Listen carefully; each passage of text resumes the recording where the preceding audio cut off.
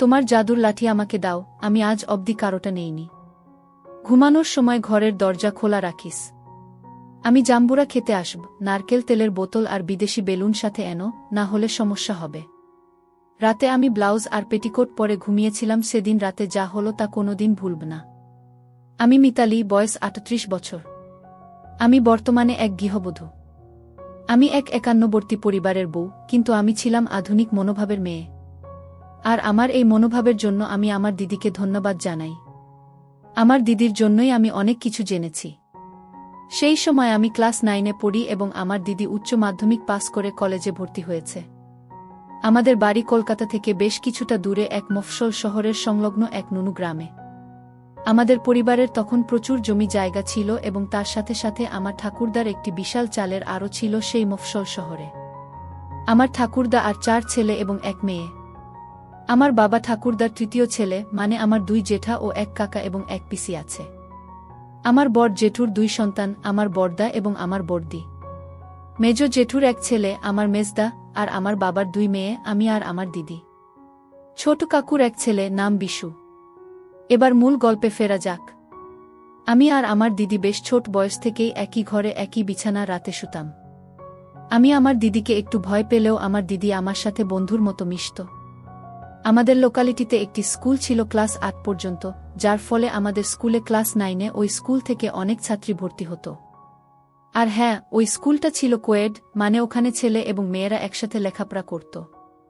আমি যখন ক্লাস 9-এ উঠি সেই বছরও অনেক ছাত্রী ভর্তি হলো আমাদের স্কুলে। এর মধ্যে আমার বেস্ট ফ্রেন্ড অনিতার সাথে দেখলাম পাপিয়া নামে নতুন আসা একটি মেয়ের খুব ভালো বন্ধুত্ব হয়ে গেছে। আমি, অনিতা আর পাপিয়া ধীরে ধীরে বেশ ভালো বন্ধু হয়ে গেলাম। পাপিয়া বলল যে আগের স্কুলে একটি ছেলের সাথে ঘনিষ্ঠ হয়েছে। আমি আর অনিতা প্রথম পাপিয়ার কাছে গল্পের বই দেখি যেটাতে ভিন্ন রকমের মন মাতানো গল্প থাকত। পাপিয়া এও বলে যে সে নাকি ক্যাসেটও জোগাড় করতে পারে নীল সিনেমার। আমরা ঠিক করি যে একদিন আমরা স্কুলে না গিয়ে অনিতাদের বাড়ি যাব। অনিতাদের বাবা মা অফিসে যায় আর সারাদিন বাড়ি ফাঁকা থাকে, আর ওদের বাড়িতে ক্যাসেট প্লেয়ারও আছে। আমরা বাড়িতে বললাম স্কুল প্রজেক্টের জন্য আমরা অনিতাদের বাড়িতে যাব। আমাদের বাড়ির লোক বিনা সন্দেহে আমাদের পারমিশন দিয়ে দিলেন। আমরাও নির্দিষ্ট দিনে অনিতাদের বাড়িতে হাজির হলাম। পাপিয়া 3টি ক্যাসেট এনেছিল। পাপিয়া বলল একটি রোম্যান্টিক টাইপ ফিল্ম চালাবে। আমরা এসব বিষয়ে তেমন কিছুই জানতাম না। আমরা বললাম তুই যেটা ভালো বুঝিস সেটা চালা। ও প্রথম ক্যাসেট চালালো। পর্দায় ভেসে উঠল একটি ছেলে আর একটি মেয়ের সিনেমা। সিনেমার অদ্ভুত দৃশ্য দেখে আমার মধ্যে কেমন যেন অনুভূতি হচ্ছিল। আমার বেশ ভালো লাগছিল। একটু পর পাপিয়া আমার অবস্থা বুঝতে পেরে কেমন যেন আচরণ করতে শুরু করল। বেশ কিছুক্ষণ আমি চোখ বুজে থাকলাম। আমি চোখ খুলতেই অনিতা আর পাপিয়া জিজ্ঞাসা করল, কি রে, কেমন লাগল? আমি বললাম, দারুণ। ওরা বলল, তবে এবার 3 জনে মিলে গল্প করা যাক। একটু পর আমরা 3 জন গল্প করতে শুরু করলাম। সারাদিন এভাবেই কেটে গেল, সে এক দারুণ অনুভূতি। তারপর বিকেলবেলা আমরা যে যার বাড়ি ফিরে গেলাম। অনিতাদের বাড়ি থেকে ফিরে আসার সময় আমার একটু ভয় ভয় করছিল, কারণ আমার এটা প্রথম অভিজ্ঞতা। তাছাড়া বাড়িতে সবাই গ্রুপ স্টাডির কথাটা বিশ্বাস করবে তো। তবে বাড়ি ফিরে আমি অনেকটা রিল্যাক্সড ফিল করলাম, কারণ দেখলাম বাড়ির পরিবেশ আর 5টা দিনের মতোই স্বাভাবিক। তবে দেখলাম আমার দিদিও বাড়ি ফিরেছে। দিদি কলেজে ভর্তি হওয়ার পর সেখানে হোস্টেলে থাকে, তবে সামনে একটি লম্বা ছুটি আছে, তাই ছুটি কাটাতে এসেছে। আমি নিজের ঘরে গিয়ে বিছানায় শুয়ে পড়লাম। আমি এসেছি দেখে দিদি আমাদের ঘরে এল। আমাকে দেখে বলল, কিরে মিতালি, এসেই শুয়ে পড়লি যে? শরীর খারাপ নাকি? আমি বললাম, না, এমনি।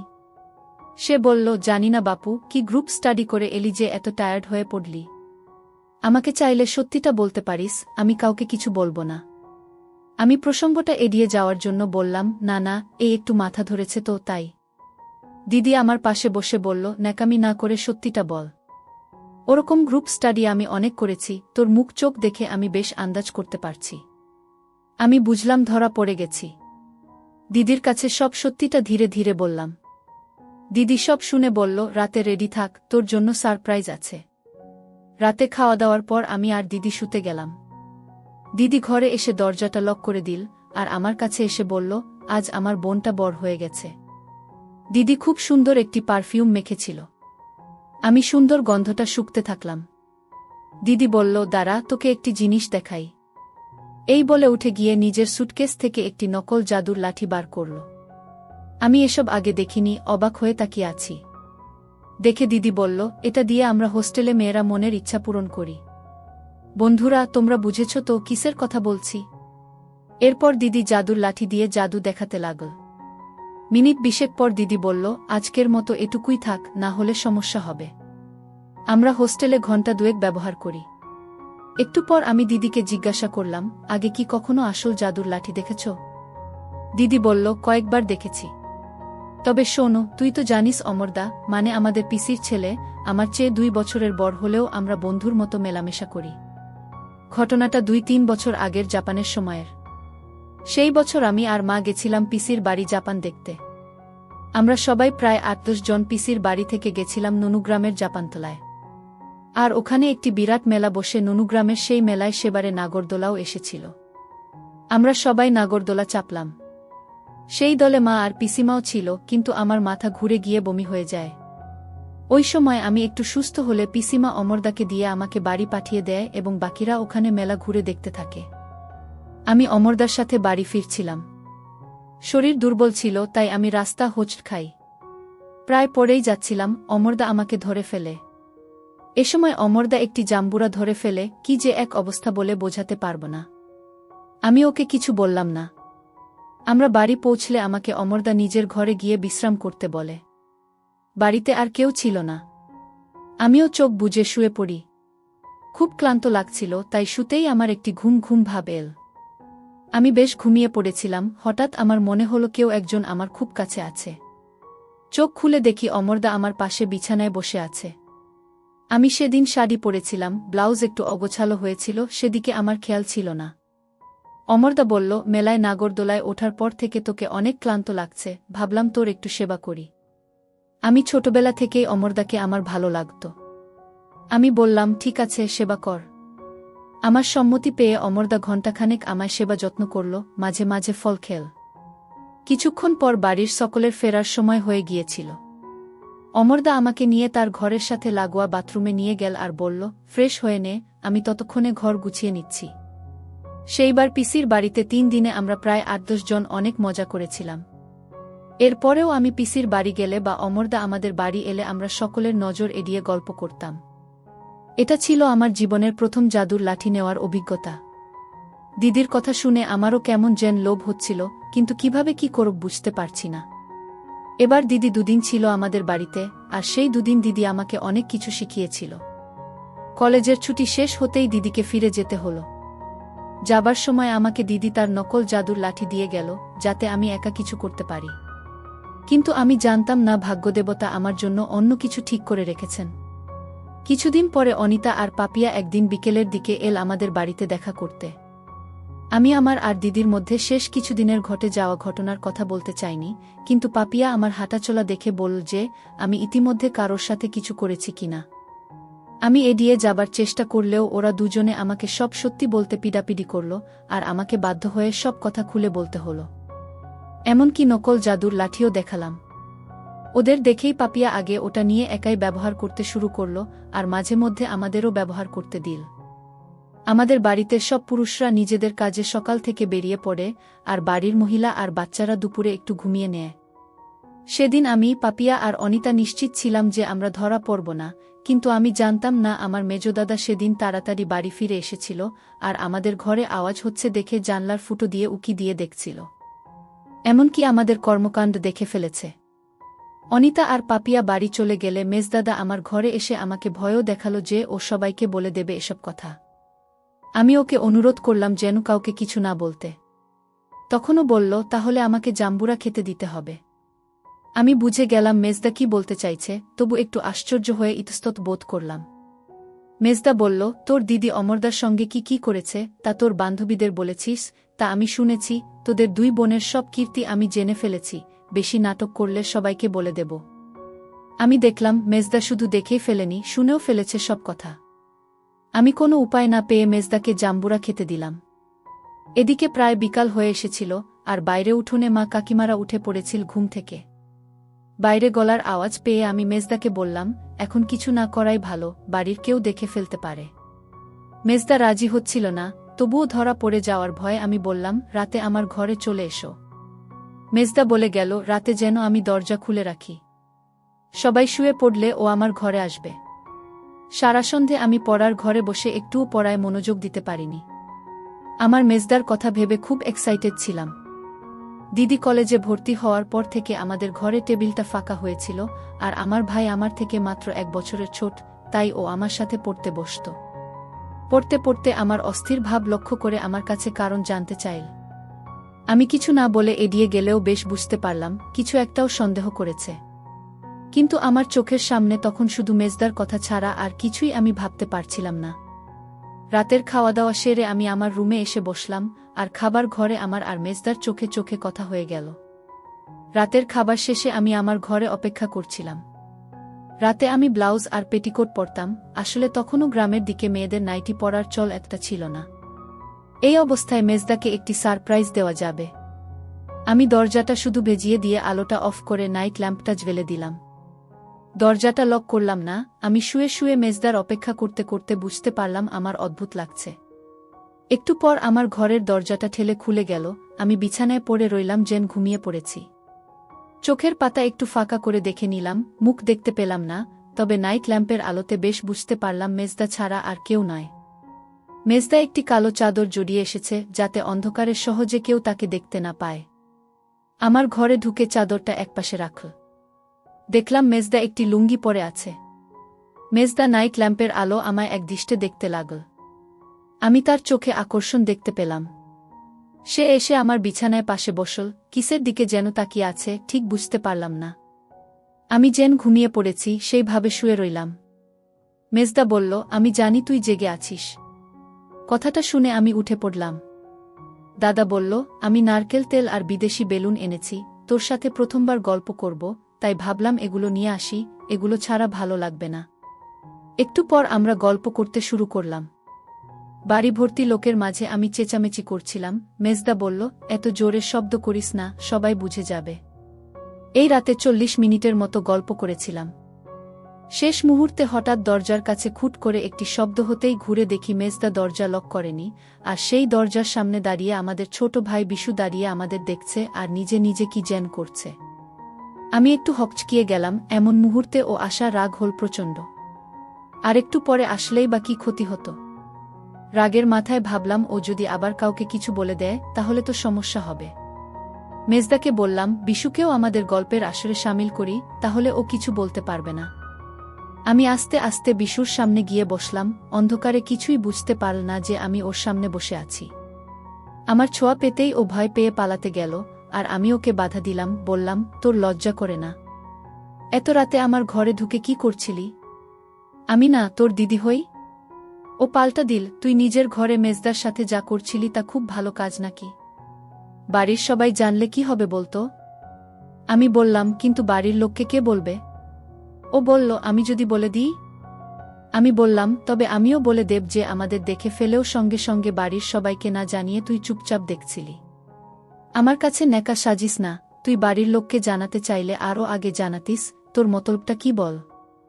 বলল, আমাকেও গল্প শোনাতে হবে, আমার একা ভালো লাগে না, একসাথে দুইজনের সাথে গল্প করতে পার ভেবে আমি আর বাধা দিলাম না। পালাক্রমে বিশু আর মেজদার সাথে অনেক গল্প করেছি রাতভর। ঘড়িতে তখন রাত 2:30 বাজে, ঘর অগোছালো হয়ে আছে, জামাকাপড় এদিক সেদিক ফ্লোরে পড়ে আছে। ওরা গুড নাইট বলে নিজের রুমে চলে গেল। এদিকে আমিও একটি ম্যাক্সি পরে ফ্রেশ হয়ে নিলাম। হাঁটতে অসুবিধা হচ্ছিল, তবুও রুমের দরজাটা লক করে কোনোমতে শুয়ে পড়লাম। ক্লান্ত থাকায় তাই সহজেই ঘুমিয়ে পড়লাম। আমার ব্যথা কমেছে। আজ আবার আরেকবার করবি এই বিষবা জীবনে, আর একা থাকা ভালো লাগছে না। তুই যেদিন থেকে আমার বাড়িতে ভাড়া এসেছিস সেদিন থেকেই আমাকে লুকিয়ে লুকিয়ে দেখিস, যা তেলের শিশিটা নিয়ে আয়। সেদিন রাতে কাকিমা যা করল তা কোনোদিন ভুলব না। আমার নাম জুয়েল, যে ঘটনাটা আজ বলতে যাচ্ছি সেটা ঘটেছিল আজ থেকে প্রায় 6 বছর আগে। তখন আমি রাহুম্বুল কোম্পানিতে মেডিকেল রিপ্রেজেন্টেটিভের চাকরি করতাম। পোস্টিং ছিল বহরমপুরে। মাইনে কম হওয়ায় বাধ্য হয়ে মেসবাড়িতেই থাকতে হতো। আমি বরাবরই খাদ্যরসিক, তাই মেসের পানসে খাবার খেয়ে আমার পোষাচ্ছিল না। কম ভাড়ায় একটা বাড়ি খুঁজছিলাম, যাতে একটু ভালো মন্দ কিছু খেতে পারি। বেশি দেরি হল না। এক ওষুধের দোকানদার সন্ধান দিলেন একটি বাড়ির। কিন্তু সমস্যা হল, পেইং গেস্ট থাকতে হবে। এক রবিবার সকালে বাড়ি দেখতে গেলাম। গিয়ে দেখলাম একতলা বাড়ি, সামনে একটা সুন্দর বাগান। কলিং বেল বাজাতে এক ভদ্রমহিলা এসে গেট খুলে দিলেন। উনি আমায় সঙ্গে করে ভেতরে নিয়ে গেলেন। গিয়ে দেখলাম একটাই বেশ বড় ঘর, সঙ্গে লাগোয়া বাথরুম ও রান্নাঘর। ঘরটা আমার খুব পছন্দ হলো, কিন্তু ভাবছিলাম আমি এই ঘরে থাকলে ভদ্রমহিলা কোথায় থাকবেন। এই কথা ভাবতে ভাবতেই ভদ্রমহিলা এক থালা লুচি আর আলুর দম নিয়ে ঘরে ঢুকলেন। এবার আমি আমার নিজের পরিচয় দিয়ে ওনার তৈরি জলখাবারের খুব প্রশংসা করলাম। ওনার হাতের খাবার খেয়ে বুঝলাম আমার এখানে থাকতে অসুবিধা হবে না। শুধু ওনার পরিচয় আর ভাড়া কত নেবেন জানলে খুব ভালো হয়। এবার তিনি বলতে শুরু করলেন। ভদ্রমহিলার নাম অঞ্জনা সেন। বছর কয়েক আগে ওনার স্বামী মারা গেছেন। উনি একটি প্রাথমিক বিদ্যালয়ের শিক্ষক ছিলেন, আর সবচাইতে মর্মান্তিক ঘটনা ঘটেছে আজ থেকে প্রায় 7 মাস আগে। অঞ্জনা দেবীর মেয়ে মীরা সুইসাইড করে প্রেমঘটিত কারণে। স্বামীর পেনশনের 4 লাখ টাকায় ওনার চলছে না, তাই টাকার প্রয়োজনেই বাধ্য হয়ে বাড়ি ভাড়া দিচ্ছেন। আমাকে থাকা বাবদ 3,000 টাকা দিতে অসুবিধা হবে কিনা জিজ্ঞাসা করলেন। আমি সঙ্গে সঙ্গেই রাজি হয়ে গেলাম। এত কম টাকায় খাওয়া দাওয়া সমেত এত ভালো ঘর পাব না।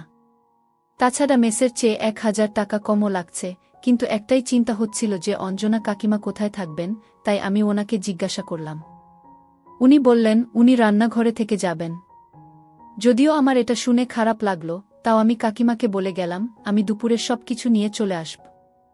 এবার আমি একটু অঞ্জনা কাকিমার বর্ণনাটা দিয়ে রাখি। অঞ্জনা কাকিমার বয়স প্রায় 40 হবে, চেহারা খুব ভারী, উচ্চতা 5 ফুট 2 ইঞ্চি, গায়ের রং ফর্সা, শাড়ি আর ব্লাউজ পরেন, বাড়িতে দেখতে বেশ আকর্ষণীয়। আমি 4:30-এর মধ্যে সবকিছু নিয়ে কাকিমার বাড়িতে চলে আসলাম। কাকিমাও আমাকে সব জিনিসগুলো গোছাতে সাহায্য করলেন। সবকিছু ঠিকঠাক করতে সন্ধে 7টা বেজে গেল। কাকিমা চা করল। চা খেতে খেতে আমার কি কি খেতে ভালো লাগে জানলেন। আমি আমার পরিবারের কথা, অতীতের কথা সব ওনাকে বললাম।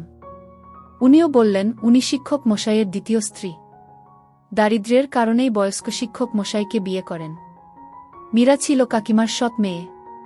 ছোটবেলা থেকে মানুষ করলেও কাকিমাকে কোনোদিনই মায়ের সম্মান দেয়নি। কাকিমার যখন বিয়ে হয়, কাকিমার বয়স 22, কাকুর ছিল 42 আর মীরার ছিল 5। প্রধানত মীরাকে দেখার জন্যই কাকু বিয়ে করেছিলেন। শিক্ষক মশাই মারা যাবার পর মীরার ব্যভিচারিতা আরও বৃদ্ধি পায়। কলেজের এক প্রফেসরের সাথে আপত্তিকর অবস্থায় ধরা পড়ার কিছুদিন পরে আত্মহত্যা করে। এত কিছুর পরও কখনো নিজেকে সামলে নিয়ে নতুন করে বাঁচতে চান। সারাদিনের ধকলের পর রাতের খাবার খেয়ে দুজনেই তাড়াতাড়ি ঘুমিয়ে পড়ি। রাত 2টোর নাগাদ প্রস্রাব পেয়ে বাথরুমে যেতে গিয়ে কাকিমাকে দেখে আমার কেমন যেন মনে হলো। কোনো রকমে বাথরুম থেকে ফিরে কাকিমাকে দেখতে থাকলাম। কাকিমা শুধু একটা শাড়ি পরে চিত হয়ে ঘুমোচ্ছে, দেখেই নিজেকে সংযত রাখতে পারছিলাম না। কিন্তু প্রথম দিনেই এতটা এগোনো ঠিক নয়। কাকিমার ইচ্ছে আছে কি না জিজ্ঞাসা করা দরকার। আমি ভাবলাম কাকিমাকে যদি আমার সাথে রাতে ঘুমানোর ব্যবস্থা করে দিতে পারি, তাহলে ভালো সুযোগ পাওয়া যাবে। পরের দিন আমি কাকিমাকে রাতে আমার ঘরে শুতে বললাম। কাকিমাও বলল কাল রান্নাঘরে শুয়ে ঠিক ঘুম হয়নি। কিন্তু যেহেতু ঘর ভাড়া দিয়েছেন, তাই লজ্জায় আমাকে কিছু বলতে পারেনি। আমার প্রস্তাবে কাকিমা খুশি হলেও আমাকে নিরাশ করে কাকিমা মেঝেতে বিছানা করে শুতো আর আমি খাটে শুতাম। এরকম কিছুদিন চলার পর মোক্ষম সুযোগটা এলো। পরের শনিবার বাথরুম পরিষ্কার করতে গিয়ে কাকিমা পা মুচকে পড়ে গেল। এই কদিনে আমার সাথে কাকিমার খুব ভালো সম্পর্ক হয়ে গিয়েছিল। আমি আওয়াজ পেয়ে বাথরুমের দরজার সামনে যেতেই কাকিমার কান্না শুনতে পেলাম। আমি গিয়ে জিজ্ঞাসা করাতে বললেন উনি পড়ে গেছেন। আমি দরজা খুলতে বললাম। উনি কিছুক্ষণ পরে হামাগুড়ি দিয়ে কোনোমতে দরজা খুলে দিলেন। আমি দেখলাম কাকিমার ফর্সা মুখ ব্যথায় গোলাপি হয়ে গেছে। কোনোমতে পেটিকোট পরেছে বোঝা যাচ্ছে, পায়ে হাতে ময়লা লেগে আছে। আমি জল দিয়ে সব ধুয়ে কাকিমাকে স্নান করাতে গেলে কাকিমা বলল তার অস্বস্তি লাগছে। আমি কাকিমাকে বললাম এখানে তুমি আর আমি ছাড়া কেউ নেই। কোনো বিপদে আমাদের দুজনকেই একে অপরের পাশে দাঁড়াতে হবে। জিজ্ঞাসা করলাম ব্যথা কি একটু বেশি লেগেছে, হেঁটে ঘরে যেতে পারবে? কাকিমা বলল আমি দাঁড়াতে পারছি না, পায়ে আর কোমরে ব্যথা করছে।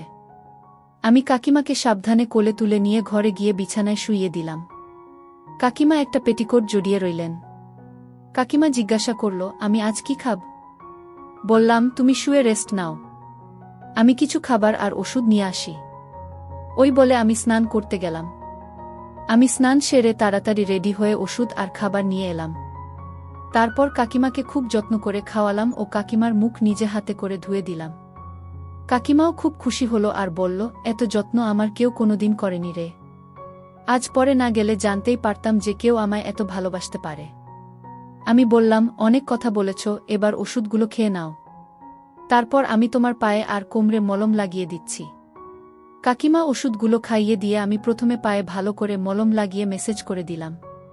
তারপর কোমরে মালিশ করতে শুরু করলাম। কিছুক্ষণের মধ্যে কাকিমাও ঘুমিয়ে পড়ল। একটু অগোছালো ভাব দেখে অস্বস্তি হচ্ছিল। আবার মনে হলো, না আজকে না, কাকিমা সুস্থ হলে কিছু করা যাবে। আমি যে কখন ঘুমিয়ে পড়েছি জানি না, ঘুম ভাঙল কাকিমার ডাকে। চোখ খুলে দেখি ঘর পুরো অন্ধকার। মোমবাতিগুলো কখন শেষ হয়ে নিভে গেছে। আমি কাকিমাকে দেখতে পারছি না বলে কাকিমাকে নাইট ল্যাম্পটা জ্বালাতে বললাম। কাকিমা লাইট না জ্বালিয়ে ঘরের অন্যদিকের একটা জানলা খুলে দিল। বাইরে ঝিরিঝিরি বৃষ্টি শুরু হয়েছিল। বাইরে ঠান্ডা হাওয়া ঘরে এসে ঢুকছে। দূরে স্ট্রিট ল্যাম্পের আলো বাগানের গাছের ভিতর দিয়ে কিছুটা এসে ঘরের মেঝেতে এসে পড়ছে। কাকিমা বলল, আজ পায়ের ব্যথাটা কমেছে।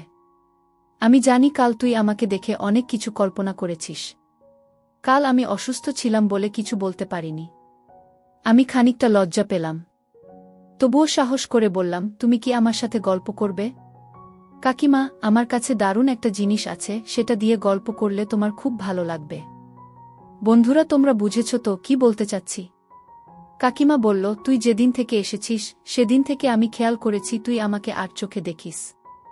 আমি যখন বাথরুমে কাপড় কাচি তখন আমার দিকে তাকিয়ে থাকিস, আবার যখন উবু হয়ে বসে ঘর মুছি তখনও কিসের প্রতি যেন একটা টান তোর চোখে দেখা যায়। যা, ওই টেবিলের উপর থেকে তেলের শিশিটা নিয়ে আয়। তোর সাথে আজ গল্প করব। একটু পর আমি আর কাকিমা গল্প করতে শুরু করলাম। সকাল সকাল 2.5 ঘন্টা আমরা আড্ডা দিয়েছি। মনটা বেশ প্রফুল্ল লাগছে।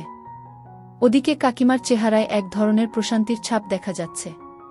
একটু পর কাকিমা স্নান সেরে কিছু নাশতা তৈরি করল আর আমি ফ্রেশ হয়ে নাশতা খেয়ে নিলাম। কাকিমাকে বললাম, কলেজের নোটের কাজটা জমে উঠেছিল, তাই সকালে বেরোতে হবে। কচিমা বলল, একটু সাবধানে যাস। আমি মাথা নেড়ে বেরিয়ে গেলাম।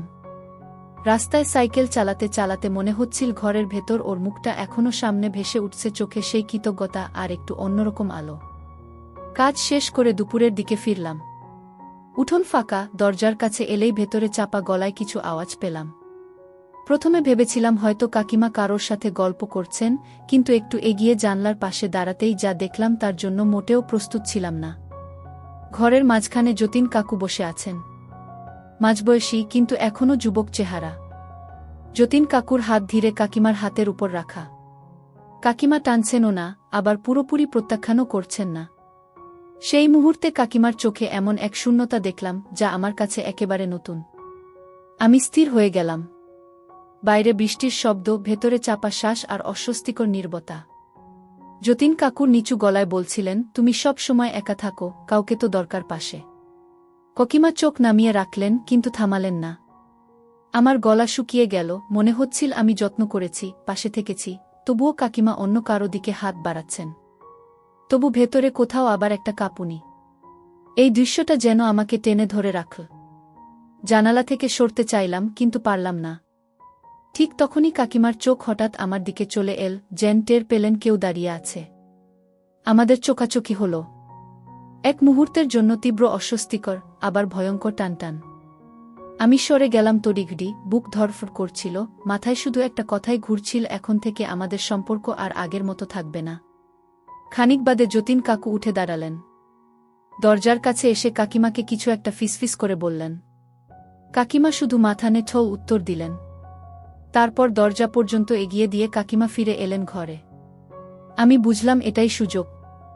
আমার পিছু সরার কিছু নেই। তাই সাহস করে ঘরে ঢুকলাম। কাকিমা আমাকে দেখে প্রথমে একটু থমকে গেলেন, যেন কিছু বলার মতো শব্দ খুঁজে পাচ্ছেন না। তারপর ধীরে চুপচাপ খাটে বসলেন। আমি কোনো রাগ দেখালাম না, শুধু চুপচাপ দাঁড়িয়ে রইলাম। কিছুক্ষণ পর কাকিমা নিজেই মুখ খুললেন। কণ্ঠে যেন দম আটকে আসা দীর্ঘশ্বাস। তুই তো সব দেখেছিস, তাই না? কাকিমা নিচু চোখে বললেন। আমি চুপ রইলাম, শুধু মাথা ঝুঁকিয়ে জানালাম হ্যাঁ। কাকিমা দীর্ঘক্ষণ নীরব থেকে হঠাৎ বলতে শুরু করলেন, তুই জানিস না রে, বিধবা হবার পর থেকে আমার জীবনটা কত ফাঁকা হয়ে গেছে। সকাল থেকে রাত পর্যন্ত মানুষজন আসে যায়। আমি কাজ করি, হাসি মুখে কথা বলি, কিন্তু ভেতরে ভেতরে আমি একেবারে একা হয়ে গেছি। এই একাকিত্বটাই মানুষকে মেরে ফেলে রে। আমি হালকা গলায় বললাম, কাকিমা তুমি তো বলেছ আমি আছি এখন। কাকিমা আমার দিকে তাকিয়ে হালকা হাসলেন, কিন্তু সেই হাসিতে তীব্র কষ্ট লুকিয়েছিল। হ্যাঁ, তুই আসার পর থেকে অনেকটা বদলেছে আমার দিন, তোর সাথে আড্ডা, তোর যত্ন, সবকিছুতেই একটা ভরসা পাই।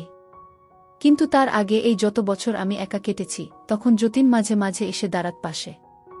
লোকটা বয়সে বড়, কিন্তু মানুষটা আমায় বোঝার চেষ্টা করত, সময় দিত। আমি যখন ভেঙে পড়তাম, তখন একটুখানি ভরসা পেতাম ওর কাছে। মাঝে মাঝে রাতে আমার সেবা করত। তুই বুঝবি না রে, ওই সঙ্গ কতটা জরুরি হয়ে পড়ে একজন বিধবার জীবনে। কথাগুলো বলতে বলতে কাকিমার চোখ ভিজে উঠছিল। আমি ধীরে ওর পাশে গিয়ে বসলাম। কাকিমা বললেন, তুই বাড়ি ভাড়ার জন্য যখন এলি, তখন থেকে যতীন আর আসত না। আমারও আর মন চাইত না, জানিস। তোর সাথে আড্ডা দিতে দিন কেটে যেত। আমি ভেবেছিলাম হয়তো আর একাকিত্ব অনুভব করব না। কিন্তু আজ দুপুরে সুযোগ বুঝে যতীন হঠাৎ চলে এল, আমি আটকালাম না, বুঝলি রে। কখনো কখনো ভেতরের শূন্যতা মানুষকে দুর্বল করে দেয়া। তাছাড়া বিধবা মহিলাদের আকাঙ্ক্ষা একটু বেশি থাকে। সকালে তোর সাথে গল্প করার কিছুক্ষণ পরেই আবার আমার মন কেমন যেন করছিল, তাই যতীনকে দেখেছিলাম। আমি কাকিমার দিকে তাকিয়ে বুঝতে পারছিলাম, ও শুধু নিজের ভুল স্বীকার করছে না, ও আসলে ভেতরের জমে থাকা দুঃখ আমার সাথে ভাগ করে নিচ্ছে। আমি ধীরে বললাম, কাকিমা তোমার জায়গায় থাকলে হয়তো আমিও এমন করতাম। কাকিমা চমকে আমার দিকে তাকালেন, তারপর দীর্ঘশ্বাস ফেললেন। তুই বুঝেছিস বলে মনে হালকা লাগছে রে, আমি চাই না তোকে কিছু লুকাতে। তুই এসেছিস বলে আজ আমি আবার বাঁচতে শিখছি। আমি শুধু চুপচাপ বসে ওর পাশে রইলাম।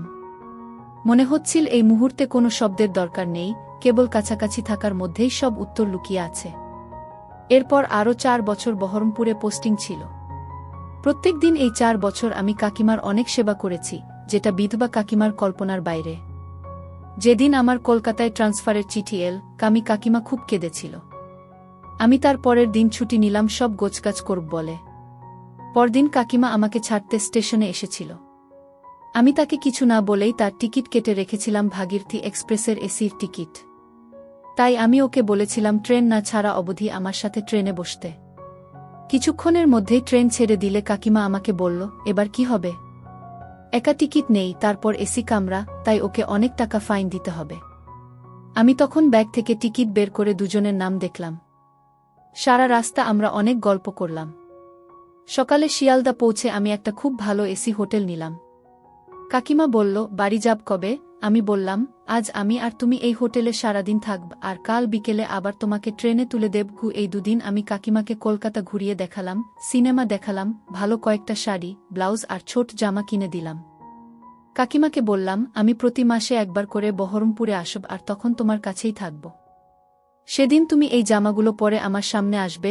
ও ভীষণ খুশি হল, কিন্তু আমাকে ছেড়ে থাকার কষ্টটা কিছুতেই ভুলতে পারছিল না।